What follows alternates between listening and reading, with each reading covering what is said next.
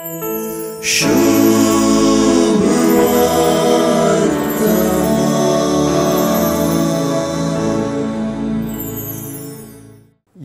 नव्या देवस्तुतीच्या वर्षाच्या प्राजित काळाची आज सुरुवात जाता। ह्या काळाक तुका आणि म्हाका मोगान स्वागत करूंक मातेवाचे सुवार्थेंतलो जेजूच्या दोंगरा वयल्या प्रसंगांतलो एक विशेष पाठ आरती घेवन रावला। कपटपणाक सांडून खऱ्या भक्तीपणाक वेंगूंक आणि ह्या दोनां मदलो तफावत समजून घेवंक हो सुवार्थेचो पाठ उलो दिता। दान धर्म, मागणे आणि उपास या तिन्ही भक्तीक गजालींनी कपटपण सांडून खरी भक्त करूंक जेजून उलो दिला। भक्तीच्या करण्यापैकी पहिले मागण्याचो उल्लेख कित्याक येवंक ना, पहिले दान धर्माचो उल्लेख कित्याक केला, हातूंनी कांय संदेश आसा काय?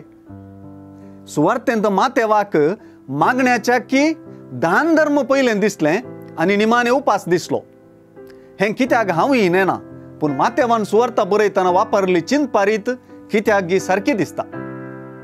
दान धर्म, मागणे आणि उपास ह्यो उत्तम भक्तीक करण्यो आदारतना शाबासकी आणि प्रतिफळ कोणा तावन आशेवंक जाय?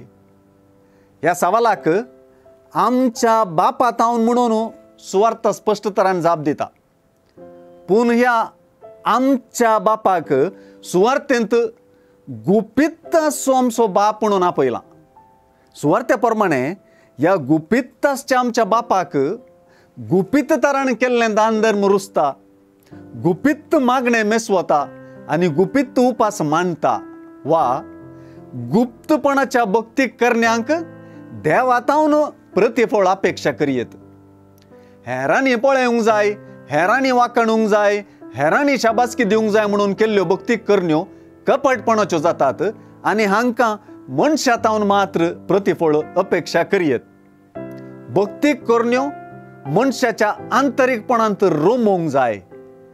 करेज्म आंतरिकतेच्या गुप्तपणांत रिगसो, आमच्या काळजांत रिगून तिळसो प्रामाणिकपणाचो काळ। हो भक्तीक करण्यांक महत्व दिवचो मात्र न्ही, त्यो खंयच्या मनोभावान करता म्हणून वरून पळोवचोय काळ।